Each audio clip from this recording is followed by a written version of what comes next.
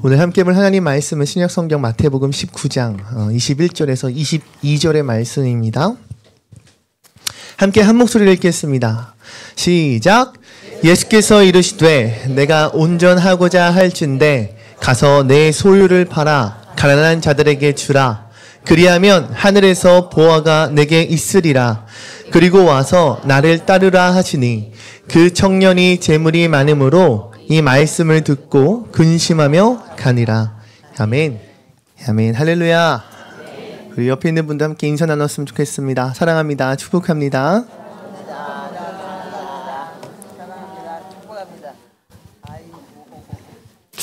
예배에 대해 사모하는 자에게 하나님 분명히 더한 감동, 하나님의 은혜 역사에 있을 줄로 믿습니다. 저 같아도 그럴 것 같거든요. 오늘 여러분과 함께 나눌 말씀의 제목을요, 이렇게 정해보았어요. 늦었다고 생각할 때가 진짜 너무 늦었다. 사진 한번 띄워볼까요? 예전에 여러분 무한도전이라는 프로그램 다 아시죠? 예, 그곳에서 활약했던 개그맨 박명수가 수많은 어록들을 남겼어요. 늦었다고 생각할 때가 진짜 너무 늦었다. 이 어록뿐만 아니라 티끌 모아봤자 티끌이다. 오는 건 순서 있어도 가는 건 순서가 없다. 그리고 감사의 표시는 돈으로 해라. 일찍이 일어나는 새가 피곤하다. 뭐 이런 어록들을 남겼더라고요. 그중 유명한 어록 중 하나인 늦었다고 생각할 때 진짜 너무 늦었다 한번 가져와 봤어요. 여러분, 늦었다고 생각할 때 진짜 너무 늦었다 이 말을 들었을 때 여러분들 어떤 생각이 드시는지요? 사실 이 주제를 이번 저희 학생부 겨울 수련회로 좀 타이틀로 잡으려 했더니 우리 임원진이 아주 난리가 났습니다.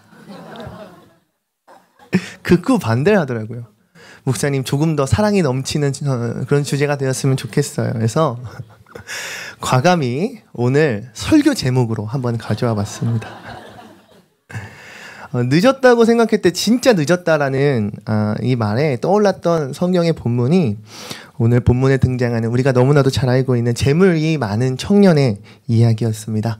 우리 마태복음 19장, 마가복음 10장의 말씀을 함께 한번 읽도록 하겠습니다. 네, 시작. 어떤 사람이 주께 와서 이르되 선생님이여 내가 무슨 선한 일을 하여야 영생을 얻으리이까? 예수께서 길에 나가실새 한 사람이 달려와서 꿇어앉아 묻자오되 선한 선생님이여 내가 무엇을 하여야 영생을 얻으리이까? 아멘. 마태복음 19장 16절 말씀에 보면 예수님을 향하여 한 사람이 나와 질문합니다. 선생님이요, 내가 무슨 선한 일을 하여야 과연 영생에 이를 수 있습니까? 마가복음을 보니 그가 주님 앞에 나아올 때 어떤 자세 그리고 어떤 태도로 예수님 앞에 나아오는지 조금 더 자세히 볼 수 있는데요. 예수께서 길에 나가실새 한 사람이 달려와서 꿇어 앉아 묻자오되, 주님 앞에 나와서 주님 앞에 꿇어 앉아 묻는 모습을 성경은 특별히 기록하고 있더라고요. 이를 통해 우리는 재물 많은 청년이 이 부자 청년이 어떠한지 여러 가지 상상을 해볼 수 있지 않은가 싶습니다. 먼저 첫 번째, 그가 주님 앞에 나온 목적이 무엇인가? 바로 영생입니다. 중요한 것은 그가 영생에 대하여, 구원에 대하여 어떠한 방식으로 접근하고 있는가? 바로 선한 일을 하는 것, 자신의 어떠한 행위로 인하여 얻게 되는 것이 영생이요, 다시 말해 구원이라 여기고 있음을 발견하게 됩니다. 다시 말해 이것은 무엇을 뜻할까요? 당시 사람들에게 보편적으로 가지고 있던, 그들이 생각하고 있던 것이 바로 선행과 같은, 어찌 보면 공로로서 영생을 얻을 수 있다라는 것. 다시 말해 인본주의며 율법주의적인 생각을 이들 가운데 만연히 가지고 있었다라는 거예요. 그러나 중요한 것은 그가 선행이라는 공로로 인하여 그가 무언가를 했다고 하여 그가 정말 원하고 바라였던 영생을 얻었는가? 이렇게 묻는다면 결코 그렇지 못했다라는 사실이 우리에겐 중요하겠죠. 영생과 구원, 이것은 무엇으로 얻을 수 있습니까? 그 어떤 인간적인 행위와 인간의 공로로서 얻을 수 있는 것이 아닙니다. 오직 하나님 한 분께서 행하시는 일입니다. 할렐루야. 오직 사람은 그분의 은혜로 말미암아 그분이 주시는 축복으로 말미암아 누릴 수 있는 자유인 줄로 믿습니다. 그러하기에 오늘 우리가 본문에서 마주하는 이 재물이 많은 부자 청년의 모습을 통해 도전받고자 하는 것은 그가 주님 앞에 섰을 때 갈급한 심령이 있었다. 그리고 뜨거운 열정이 있었고 도전적인 모습으로 나아갔다라는 것 여러분들과 나누고 싶습니다. 예수님은요 이미 많은 사람들에게 주목받는 분이셨습니다. 그렇죠? 그리고 많은 이들이 주목하는 것을 뛰어넘어 그분의 뒤를 따랐던 상황입니다. 그러한 삶을 살고 계셨던 예수님 앞에 나온다는 것, 특별히 자신의 바람을 가지고 분명한 목적과 목표를 가지고 나아갔던 이 부자 청년의 뜨거운 열심은 인정할 수밖에 없겠더라고요. 그런데 그가 수많은 이들이 지켜보는 그 앞에서 주님 앞에 그냥 나아가는 것이 아니라 무릎 꿇고 주님께 겸손의 모습이요, 주님께 선한 선생님이라 부르짖으며 나아가는 그 모습을 볼 때 그 청년이 가지고 있었던 인품과 성품 또한 상상해 볼 수 있겠어요. 아마 잘은 모르겠지만 매우 훌륭한 인물이지 않았을까, 바르고 건실한 청년이지 않았을까 생각해 봅니다. 다른 이를 존중하고 존경하고 그리고 배려할 수 있었던 사람이었지 않았을까. 때로는 겸손의 자세를 보이는 것에 있어서 사람들의 눈을 의식하지 않을 수 있었던 사람, 그만큼 자신의 가치를 알고 자존감도 높고 다른 이의 본이 될 수 있었던 그러한 사람이 이 청년의 모습이지 않았을까 생각해 봅니다. 그런 청년에게 주님은 무엇라 말씀하실까요? 우리 17절에서 19절 말씀 함께 한 목소리 읽겠습니다. 시작. 예수께서 이르시되 어찌하여 선한 이를 내게 묻느냐. 선한 이는 오직 한 분이시니라. 내가 생명에 들어가려면 계명들을 지키라. 이르되 어느 계명이뇨일까? 예수께서 이르시되 살인하지 말라, 간음하지 말라, 도둑질하지 말라, 거짓 증언하지 말라, 내 부모를 공경하라, 내 이웃을 내 자신과 같이 사랑하라 하신 것이니라. 아멘. 내가 생명에 들어가려면 계명들을 지키라.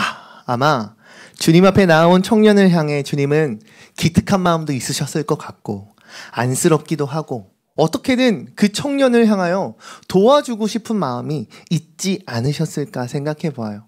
다시 말해 주님이 청년에게 건넨 이 한마디 한마디는 그냥 한 말이 아니라 주님의 마음이 담긴, 진심이 담긴 말이지 않았을까요? 살인하지 말라, 간음하지 말라, 도적질하지 말라, 거짓말하지 말고 부모를 공경하고 이웃을 사랑하라는 이 한마디 한마디가 그 청년을 향한 주님의 마음이 담긴 메시지였을 겁니다. 분명 이와 같은 예수님의 말씀은 그 청년의 기대에 당연 부응하는 말씀이었습니다. 그러나 중요한 것은 무엇입니까? 자신의 공로가 아닌 하나님의 계명을 지키는 것. 할렐루야. 하나님을 마음에 품고 살아가는 삶. 할렐루야. 이것이 청년의 삶을 다시금 설정해 주시기 위한 말씀이었으니 말이죠. 그러나 중요한 것은 그럼에도 불구하고 그 청년은 여전히 깨닫지 못하고 있다는 겁니다. 20절 말씀을 제가 읽습니다. 그 청년이 이르되 이 모든 것을 내가 지키었사온데 아직도 무엇이 부족하나이까? 예수님 말씀하신 살인하지 마, 간음하지 마, 도둑질, 거짓말, 부모 공경, 이웃을 사랑하라는 이 모든 말씀을 무엇라 받고 있어요? 주님, 이미 내가 어렸을 때부터 이미 이 모든 계명들은 지키고 있었습니다. 그럼에도 불구하고 내가 이와 같은 행위를 했음에도 불구하고 영생에 이르지 못함은 무엇이 부족합니까?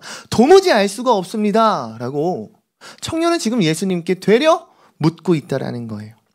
자신의 공로를 통해 여전히 영생을 구하는 인본주의적이고 율법주의적인 시각에 갇혀있는 하나님의 말씀을 제대로 올바르게 바라보지 못하고 해석하지 못하고 듣지 못하는 그러한 모습을 말씀 앞에서 여전히 보이고 있다는 거죠. 사랑하는 성도 여러분, 혹여나 우리의 모습 또한 이와 같이 여전히 어리석은 모습을 보이고 있지는 않은가?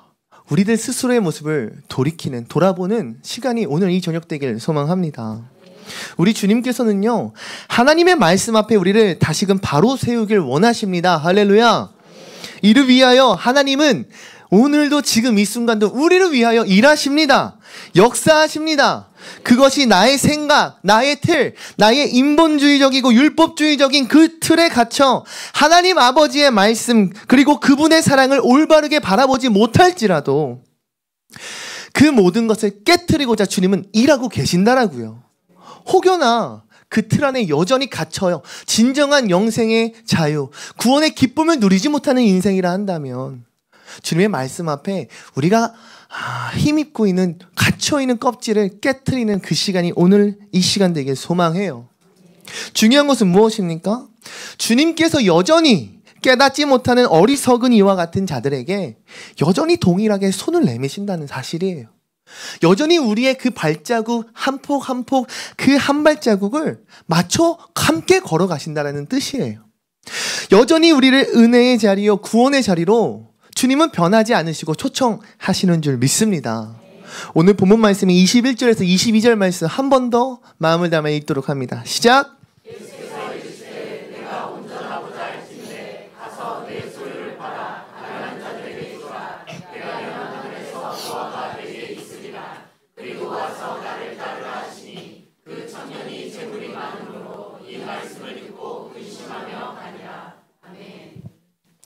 예수님 말씀하십니다. 너에겐 부족한 것이 하나 있다. 내가 온전하기 위해 필요한 것은 나를 따르는 것이다. 할렐루야. 주님 말씀하세요. 내게 부족한 것이 하나 있구나. 나를 따르라. 사람으로서 하나님의 계명 모두 완전하게 지키는 것 당연히 불가능한 일입니다. 그러나 그보다 더 중요한 말씀은 영생은 하나님의 은혜로 가능한 것이라는 이 말씀과 더불어서요. 그 이후에 오직 예수 그리스도를 위하여 너는 너가 가진 모든 것을 희생할 수 있는가? 부자 청년이 진짜 바라고 원하고 소망하는 그 구원을 향하여 자신의 모든 것을 주님 앞에 내어드릴 수 있는가? 다시 말해 자신의 모든 것을 희생하고도 진정 하나님의 나라를 사모하는 자에게 주어지는 것이 바로 영생이요 구원이라는 사실을 더욱더 분명하고 명백하게 말씀으로 드러내고 계시다라는 것입니다. 예수님은 분명하고도 확실하게 우리에게도 동일하게 말씀하시는 줄 믿습니다. 나를 따르라, 나를 따르라. 그러한 주님의 콜링 앞에 부자 청년은 과연 어떤 모습을 보입니까? 22절 말씀에 보니 그 청년이 재물이 많음으로 이 말씀을 듣고 근심하며 가니라. 근심하며 간다 기록하고 있어요. 근심하며 가니라. 분명히 예수님을 향한 기대와 소망 그리고 그분이라고 한다면 내가 도무지 노력해도 내가 아무리 최선을 다해도 다다를 수 없는 그 수준, 그 해답을 그분이라면 분명히 내게 주실 것 같았는데 내 갈급함, 내가 정말 원하는 바, 나의 그 충족감을 그분이라면 만족시켜 주실 줄 알았는데 분명히 그와 같은 믿음을 갖고 예수님을 향하여 겸손의 모습으로 무릎까지 꿇으며 사람들의 시선을 물찌르며 나아갔을 터인데 오히려 그는 주님의 말씀 앞에 근심하며 돌아가더라고요. 여러분 병행 본문인 마가복음과 누가복음에는요 그냥 근심하며 돌아가는 게 아니에요. 그가 슬픈 기색을 띠고 돌아갔다라고 기록하고 있어요. 그렇다면 한번 대비되는 인물들을 한번 볼까요? 예수님의 제자들, 특별히 처음으로 제자로 부르셨을 때 나를 따르라는 그 말씀 한번 보길 원합니다. 우리 마태복음 5장 18절부터 22절 말씀까지 함께 읽겠습니다. 읽습니다. 시작! 갈릴리 해변에 다니시다가 두 형제 곧 베드로라 하는 시몬과 그의 형제 안드레가 바다에 금을 던지는 것을 보시니 그들은 어부라. 말씀하시되 나를 따라오라. 내가 너희를 사람을 낚는 어부가 되게 하리라 하시니 그들이 곧 그물을 버려두고 예수를 따르니라. 거기서 더 가시다가 다른 두 형제 곧 세베대의 아들 야고보와 그의 형제 요한이 그의 아버지 세베대와 함께 배에서 그물 깁는 것을 보시고 부르시니 그들이 곧 배와 아버지를 버려두고 예수를 따르니라. 아멘. 아멘. 갈릴리 해변 바닷가에서 그물을 정리하고 있었던 베드로, 안드레, 그리고 야고보와 요한은요, 바닷가 작은 시골 마을의 어부였습니다. 그들 또한 한 가정의 가장이었고 크고 작음을 떠나서요, 자신들의 삶의 터전이요, 가족과 집 등이 있는 그러한 삶을 살아가는 한 사람이었습니다. 그런 그들에게 예수님의 말씀은요, 이전에 느낄 수 없었던 참된 영생, 구원에 대한 확신이 드는 그런 말씀이었을 거예요. 그 경험은요, 그 말씀이 그들의 삶에 임하고 찾아왔다라는 그 뜻은 그들의 인생의 가치관을 송두리째 뿌리 뽑을 수 있는, 그들이 정말 변화될 수 있는 놀라운 기적과 같은 역사의 순간이었을 거예요. 그러하기에 그들을 향하여 너희는 나를 따라오라는 그 예수님의 콜링은 이 세상의 그 무엇으로도 바꿀 수 없는 절대적인 가치를 가지고 있지 않았을까 생각해봐요. 자신들을 부르신 예수님의 그 음성에 그들은 도무지 거절할 수 없는 아주 절대적인 강력한 힘을 느꼈을 것입니다. 그렇기에 그들은 자신들이 손에 들고 있던 그물도 버리고 배도 버리고 심지어 아버지까지 버리면서 예수님을 따를 수 있었으리라 생각합니다. 여러분, 부자 청년은 잃을 것이 많기 때문에 예수님을 따르지 못했을까요? 베드로를 비롯한 이 시골에 가난했던, 어찌 보면 어부의 삶을 살았던 그 청년들은 가진 것이 없었기에 손에 쥔 것을 쉽게 놓을 수 있었던 걸까요? 아무리 생각해도 자신이 가지고 있고 누리는 것, 자신이 처한 환경에 있어서 모두가 동일한 가치를 가질 수 있다라고 말할 수 있지 않을까요? 여러분, 오히려 부자일수록 근검절약한다는 말 들어보셨나요? 아끼고 그 아끼는 운동을 실천한다는 사실 여러분 아십니까? 제가 예전에 인터넷에서 재밌는 제목의 컨텐츠가 올라와 있는 거예요. 자그마치 제목이 이거였습니다. 과연 재벌은, 부자는 요플레 뚜껑을 핥아 먹을까? 핥아 먹지 않을까? 여러분 어떻게 생각하세요? 핥아 먹을까요? 안 먹을까요? 여러분 먹어요. 만약 제가 재벌이라면 전 안 핥아 먹고 갔거든요. 요플레도 여러분 작은 거 있고 큰 거 있는 거 아시죠? 제가 맨날 저희 아내한테 큰 거 사달라고 하는데 안 사줘요. 제가 재벌이었으면 큰 거를 아주 쌓아놓고 뚜껑 절대 안 핥아먹고 그냥 먹을 거예요. 근데 제가 그 유튜브를 보니까요, 오히려 부모에게 재벌 2세, 3세가 교육을 받을 때 오히려 더 엄격히 절약에 대하여 배우고 실천하더라고요. 여러분, 각자의 삶에 주어지는 크고 작음은 상대적인 것이지 결코 절대적인 것이 아니더라고요. 물론 수치로 보자면 크고 작음은 절대적이지만 그 가치만큼은 각자의 삶에 있어서 상대적이라는 거예요.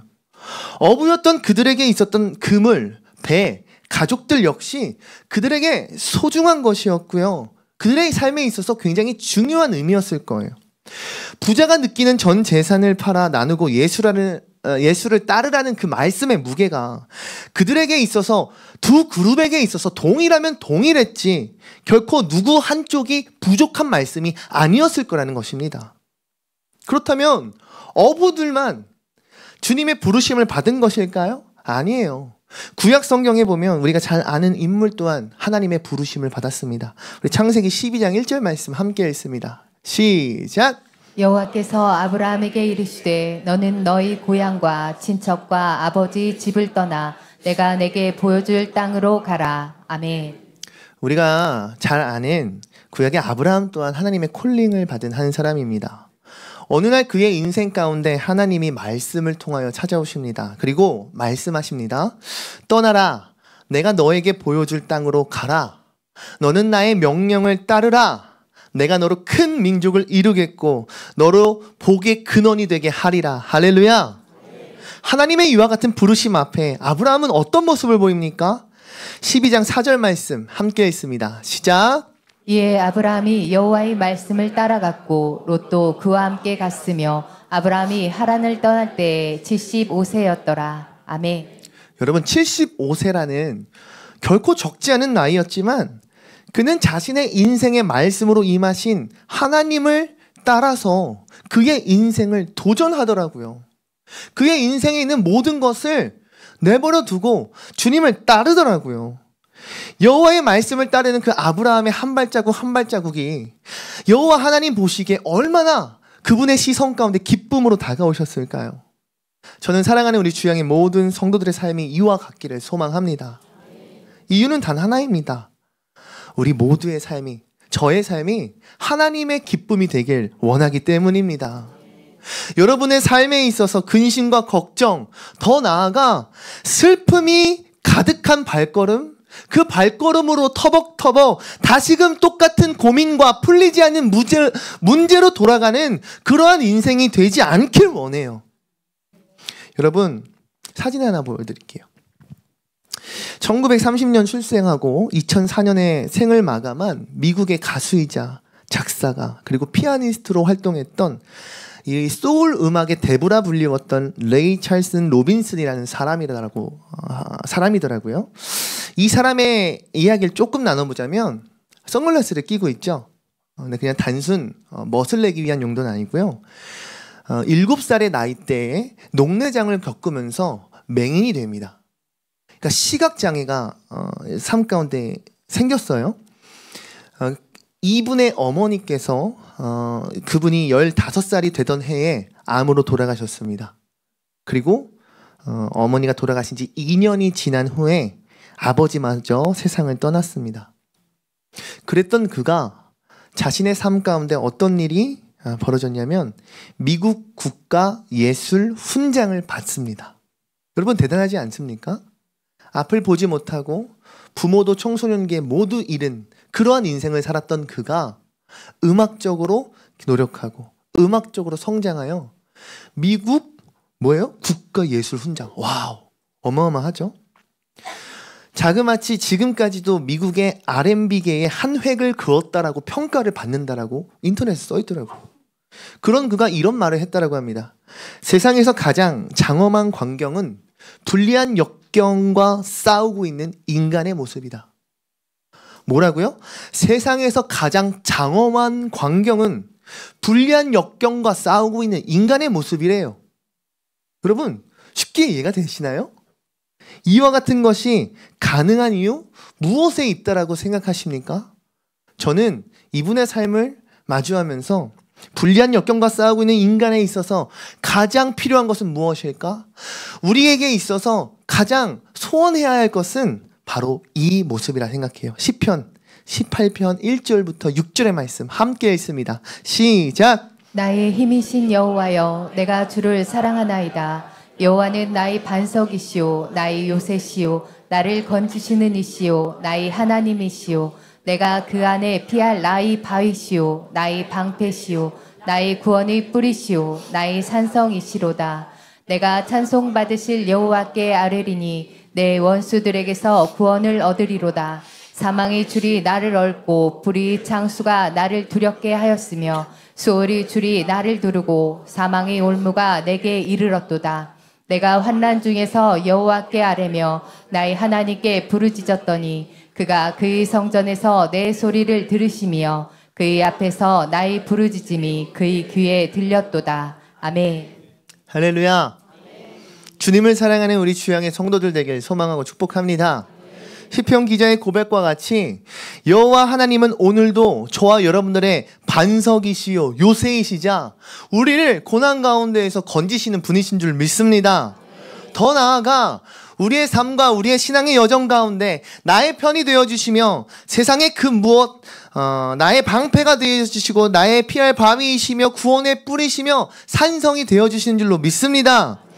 그러한 하나님께서 다른 무엇 아닌 나의 편이, 여러분들의 편이, 우리의 편이 되어주시는데 세상의 그 무엇이 우리를 두렵다 말할 수 있겠습니까? 이 시편의 말씀과 같이 사망의 줄로 우리가 얽히고 수월의 줄이 우리를 두르고 있고 사망의 올무가 우리 앞에 이르러도 결코 우리를 무너뜨릴 수 없을 것입니다. 하나님께서는 우리를 원수들의 손에서 반드시 구원하실 것이기 때문인 줄 믿습니다. 여러분, 구약의 출애굽의 리더였던 모세를 떠올려 보십시오. 그의 삶 가운데 40살의 나이에 시작되었던 자그마치 40년의 방황, 얼마나 마음이 아픕니까? 물론 그의 인생에 있어서 그 광야의 40년이 주는 의미 물론 있지요. 당연히 그의 인생에 있어서 중요한 시간이었지요. 하지만 여러분, 우리의 매일매일 하루에 주어지는 시간이 그 40년과 같이 정처 없이 그냥 흘러 떨어져 간다면 얼마나 마음이 아프겠습니까? 출애굽기 3장 2절에서 5절 말씀 함께 읽길 원합니다. 읽습니다. 시작! 여호와의 사자가 떨기나무 가운데로부터 나오는 불꽃 안에서 그에게 나타나시니라. 그가 보니 떨기나무에 불이 붙었으나 그 떨기나무가 사라지지 아니하는지라. 이에 모세가 이르되 내가 돌이켜 가서 이 큰 광경을 보리라. 떨기나무가 어찌하여 타지 아니하는고 하니 그때 여호와께서 그가 보려고 돌이켜 오는 것을 보신지라. 하나님이 떨기나무 가운데서 그를 불러 이르시되 모세야 모세야 하시매 그가 이르되 내가 여기 있나이다. 하나님이 이르시되 이리로 가까이 오지 말라. 내가 선 곳은 거룩한 땅이니 내 발에서 신을 벗으라. 아멘. 할렐루야. 모세에게 임하신 이와 같은 하나님의 역사가 오늘 이 예배의 자리, 특별히 하나님을 사모하는 우리 주양의 모든 성도들에게 가득 있기를 소망합니다. 하나님은 오늘 여러분들의 기도 가운데 반드시 응답하시고 찾아오실 것입니다. 여러분들을 향하여 주님 모세와 같이 말씀 걸어오실 거예요. 다소라 다소라 거룩한 이 땅에서 너의 신발을 벗어라. 여러분들 이름 넣어서 한번 해볼까요? 시작! 다소라 다소라 거룩한 땅에서 내 발의 신을 벗으라. 한 번 더요. 시작! 다소라 다소라 거룩한 땅에서 내 발의 신을 벗으라. 아멘. 할렐루야. 그러한 주님의 말씀 앞에 주님 전 아직 준비 안 됐어요. 주님 전 아직 두렵고 떨려요. 혹은 너무 깜짝 놀라서 아무런 대비도 할 수 없어서 음성 들리자마자 불이 나게 도망가는 그런 인생 말고 진짜 하나님 앞에 주님 제가 여기 있습니다. 주님 제가 당신을 정말 만나기를 고대하였습니다. 내가 이 거룩한 땅 주님의 말씀 앞에서 나의 신을 벗겠습니다. 할렐루야. 그러한 여러분들이 되기를 주의 이름을 다하여 축복하고 소망합니다. 오늘 말씀을 정리하고 마치고 싶습니다. 여러분 늦었다고 생각할 때 진짜 너무 늦었다 라는 이 박명수의 어록에는요 사실 뒤에 한마디가 더 붙습니다. 사진 띄워드릴까요? 한번 같이 읽어봅시다. 시작! 늦었다고 생각할 땐 너무 늦은 거다. 그러니 지금 당장 시작해라. 오늘 개그맨이었던 박명수가 예능에 나와 했던 그의 어록이 목사로서 오늘 설교를 준비해야 했던 저에게는 은혜가 되고 도전이 되는 그런 말이었어요. 여러분은 오늘 늦었다라고 생각할 때 너무 늦은 거다. 그러니 지금 당장 시작해라 라는 이 말이 어떻게 다가오십니까? 만약에 여러분 부자 청년이 자신에게 있었던 정말 그 모든 것을 다 정리하고 너는 나를 따르라 라는 예수님의 말씀 앞에 정말 주저하지 아니하고 고민하지 아니하고 믿음으로 결단하여 지금 당장 그의 삶에 떨어진 말씀대로 행하였다면 그 말씀대로 그 말씀의 길을 걸었다면 그가 진짜 평생을 원하고 바라고 갈급하고 구하였던 영생이요 구원을 얻고 맛볼 수 있지 않았을까요? 오늘 또 한 명의 어부가 되는 저와 여러분들 되길 소망해요. 또 다른 한 명의 아브라함이 되는 저와 여러분들 되길 소망합니다. 혹여나 모세와 같이 40년의 시간의 광야에서 방황하며 허송세월을 보냈다 할지라도 여러분 하나님을 만나기만 한다면 하나님을 진짜 제대로 만나기만 한다면 할렐루야 하나님의 말씀 앞에 늦었지만 지금이라도 당장 순종할 수 있는 지금이라도 당장 주님의 말씀을 따를 수 있는 믿음이 있다면 모세와 같이 사용되어지고 모세와 같이 쓰임받게 될 줄로 저는 믿습니다. 그러니 우리 모든 주양의 성도가 주님 앞에 결단하는 오늘 이 시간 되길 소망해요. 주님 앞에 믿음으로 나아가는 여러분들의 고백 있길 소망해요. 주님 조금만 더요. 제가 목표하는 바를 좀 이루고 나서요. 주님 제가 주님께 영광 올리기 위하여 이만큼 노력하고 이만큼 열심히 했던 거 안 보이세요? 이 일만 마무리 짓고요, 주님 그때요. 여러분, 이런 모습 아닌 정말 주님의 부르심 앞에, 주님의 콜링 앞에 아멘으로 화답하며 지금 당장 나아갈 수 있는 우리 되길 소망해요. 우리 마지막으로 로마서 11장 29절 말씀 한 목소리로 힘차게 읽습니다. 시작. 하나님의 은사와 부르심에는 후회하심이 없느니라. 한 번 더 시작. 하나님의 은사와 부르심에는 후회하심이 없느니라. 아멘. 이 시간에 마지막 찬양으로요, 하나님의 부르심이라는 찬양 함께 나누길 원하는데요, 악보에 이 로마서 11장 29절의 말씀이 쓰여 있더라고요. 하나님의 은사와 부르심에는 후회하심이 없대요.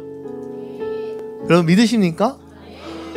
하나님의 은사, 하나님의 부르심, 하나님의 쓰임에는 후회하심이 없는 줄 믿습니다. 오늘 동일하게 여러분들을 부르시는 하나님의 말씀, 특별히 예수 그리스도의 그 음성 앞에, 콜링 앞에, 너는 나를 따르라는 그님의 그 말씀 앞에 누구보다 큰 목소리로 아멘! 화답하며 나아가는 우리 모두가 되기를 주의 이름으로 축복하고 축원합니다.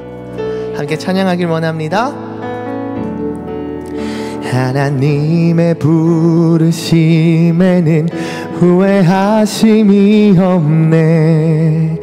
내가 이 자리에 선 것도 주의 부르심이라. 하나님의 부르심에는 결코 실수가 없네. 나를 부르신 하나님의 진실하심을 믿네. 날 부르신 뜻 내 생각보다 크고 날 향한 계획 나의 지혜로 증명 못하나 가장 좋은 길로 가장 완전한 길로 오늘도 날 이끄심이네. 하나님의 부르심에는 후회하심이 없네. 내가 이 자리에 선 것도 주의 부르심이라.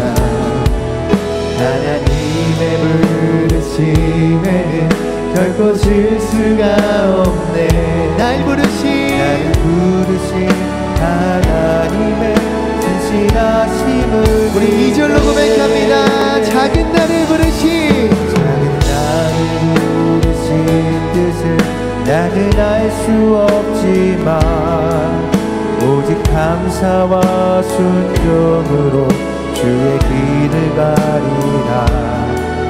내가 연약해져도 주님 날 도우시니 주의 놀라운 그 계획을 나는 믿으며 살리.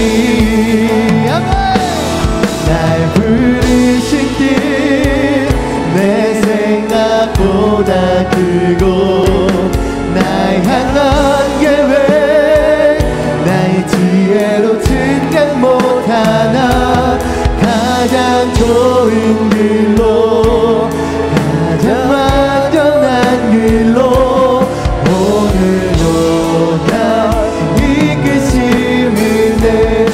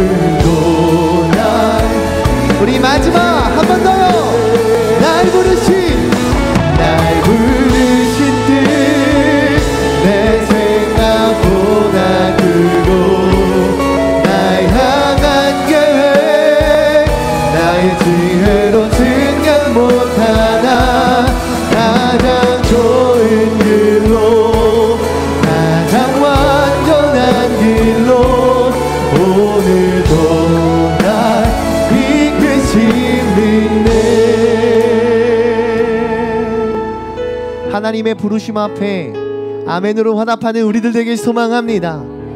나를 따르라는 주님의 그 컬링 앞에 믿음을 다하여 화답하는 우리 되길 소망합니다. 주님, 나를 사용하여 주시옵소서. 나를 통하여 역사하여 주시옵소서. 하나님의 은혜와 사랑과 축복이 더함받는 우리 주양의 성도들 되게 하여 주시옵소서. 다른 세상의 가치관 따르는 인생 아니라 하나님만 부르짖고 하나님께 결단하고 하나님께 쓰임만 우리 모두에게 주의 이름으로 축복합니다. 이 시간 주여 세 번 부르짖고 함께 동서울로 나아갑시다.